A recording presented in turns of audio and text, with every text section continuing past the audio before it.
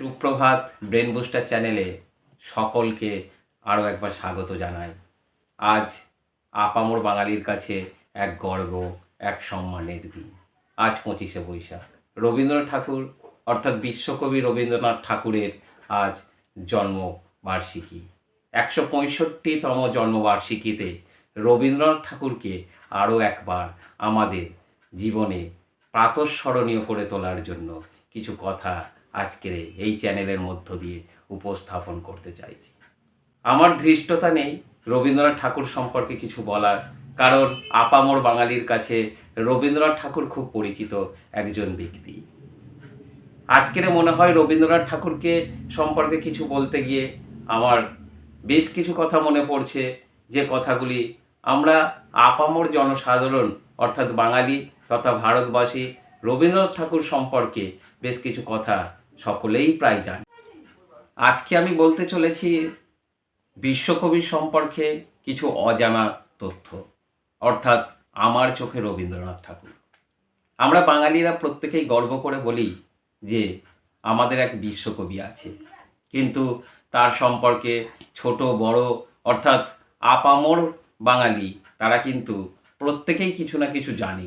তাই আজকে আমার মনে হলো আমার চোখে রবীন্দ্রনাথ অর্থাৎ আমরা এমন কিছু জিনিস যেগুলো আজও খুব হয়তো কম জন জানি, সেই কথাগুলি আমি পাঠক সমাজের কাছে তুলে ধরার একটা ছোট্ট প্রচেষ্টা আজকের করছি। 1861 7ই মে রবীন্দ্রনাথের জন্ম জোড়াসাঁকোর ঠাকুর পরিবারে, অর্থাৎ আমার কলকাতায়, যে কলকাতায় আমাদের অতি পরিচিত। কিন্তু জানলে খুব অবাক হই, রবীন্দ্রনাথ ঠাকুর যেখানে জন্মগ্রহণ করেছিলেন সে জায়গাটি অবাঙালিতে ভর্তি ছিল। বাংলা ভাষাভাষী লোকের সংখ্যা খুবই কম ছিল, কিন্তু এই অবাঙালি এলাকায় থেকে একজন মানুষ সেই বাংলাকেই বিশ্ব দরবারে খ্যাতির আসনে বসিয়েছিলেন। তিনি ছিলেন আমার চোখে রবীন্দ্রনাথ। আমার রবীন্দ্রনাথ এমন একজন মানুষ ছিলেন যে প্রতিষ্ঠানে একবার ঢুকলে সেখানে তার শেষ ছিল না। রবীন্দ্রনাথের জীবন শুরু হয়েছিল যেখান থেকে লেখালেখি, আর শেষ হয়েছিল সেই লেখালেখির মধ্য দিয়ে। আমরা কোনো প্রতিষ্ঠানে যাই কিন্তু তার বিরতি খুঁজি। রবীন্দ্রনাথের জীবন ছিল এমনই, তার মধ্যে বিরতি ছিল না, তার মধ্যে ছুটি ছিল না, তার মধ্যে ছিল অনর্গল এক নতুন সৃষ্টির আনন্দ, নতুনত্বকে সাধারণ পাঠকের কাছে পৌঁছে দেয়া, বিশ্ব দরবারে এমন একটা ভাষাকে প্রতিষ্ঠার স্বপ্ন নিয়ে তিনি হয়তো এই বাঙালি সমাজের কাছে জন্মগ্রহণ করেছিলেন।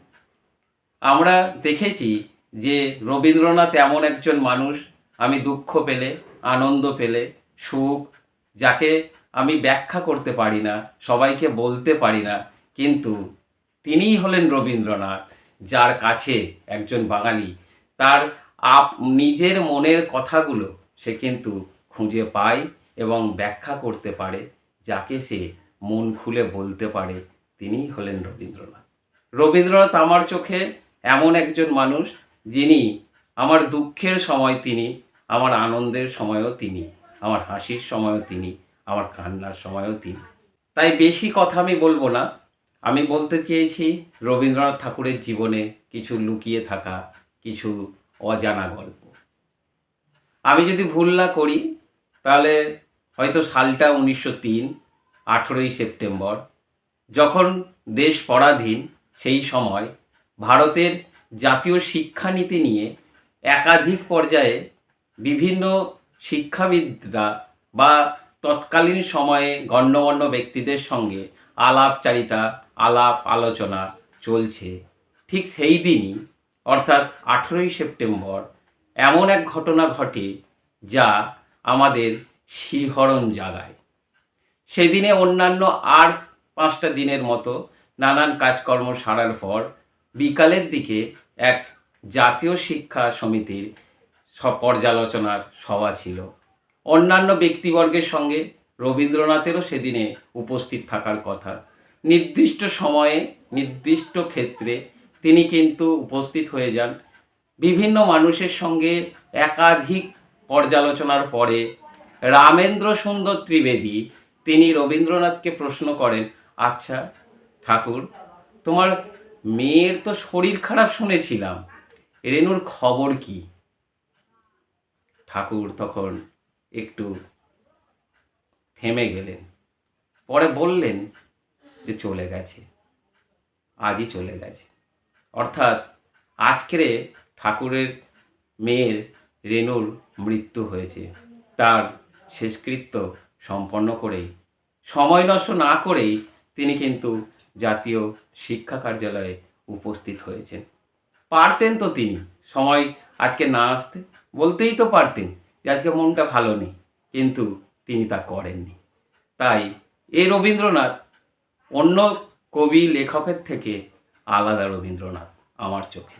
আজ আমরা এমন একটা সময়ে উপস্থিত হয়েছি যেখানে সারা দেশ আজকের এই যুদ্ধর প্রহর গুনছে, প্রতিপক্ষকে পাকিস্তান।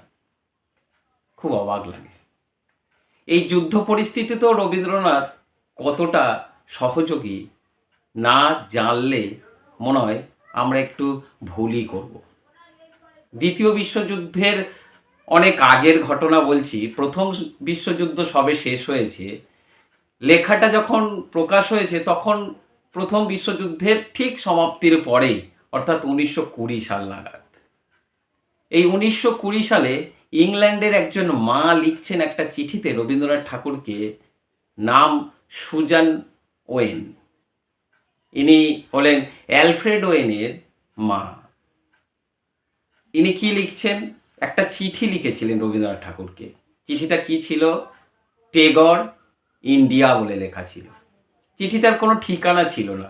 উনি লিখেছিলেন যে জানি না চিঠিটা আপনার কাছে পৌঁছাবে কিনা, কিন্তু চিঠিটা একান্ত পৌঁছানো প্রয়োজন।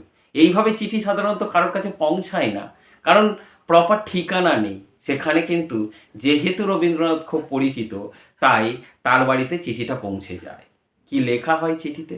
লেখাটা কি ছিল?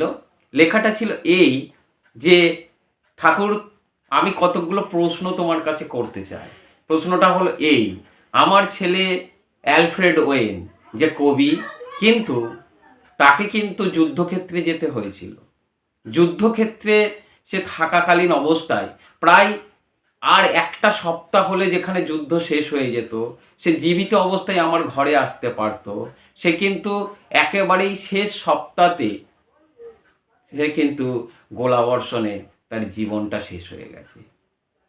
কিন্তু যখন গোলাবর্ষণ হয়েছিল তার হাতে ছিল এই গীতাঞ্জলি বইটা। আমার খুব মনে প্রশ্ন করতে ইচ্ছা করছে আপনাকে, আচ্ছা এই গীতাঞ্জলিতে কি লেখা ছিল যা আমার ছেলে এই যুদ্ধের যেটুকু অবসর পেত সে কিন্তু পড়ে সে নিজেকে ভালো রাখতে পারত? আমি সেইটা জানতে চাই। আমি এই দুঃখ বেদনা যন্ত্রণা ভুলতে চাই। তাই গীতাঞ্জলির কি লেখা আছে সেটা একটু সারমর্ম করে আমাকে একটু জানাবেন। আমি দুঃখ ভুলতে চাই। তাই আর বেশি কথা বলছি না। এই রকমভাবে রবীন্দ্রনাথ ঠাকুর সম্পর্কে যদি পাঠক সমাজ আরও অজানা অনেক তথ্য জানতে চায়, তাহলে আমি চেষ্টা করব এই ব্রেন বুস্টার চ্যানেলে ধারাবাহিকভাবে রবীন্দ্রনাথ ঠাকুরের অজানা কিছু গল্প, অজানা কিছু জীবন ইতিহাস আমি ছাত্রছাত্রী অর্থাৎ পাঠক সমাজের কাছে তুলে ধরতে চেষ্টা করব। এটা অঙ্গীকারবদ্ধ থাকলাম। আর ব্রেন বুস্টার চ্যানেলটাকে আপনারা জনপ্রিয় করে তুলুন এবং লাইক, শেয়ার, সাবস্ক্রাইব করতে ভুলো না।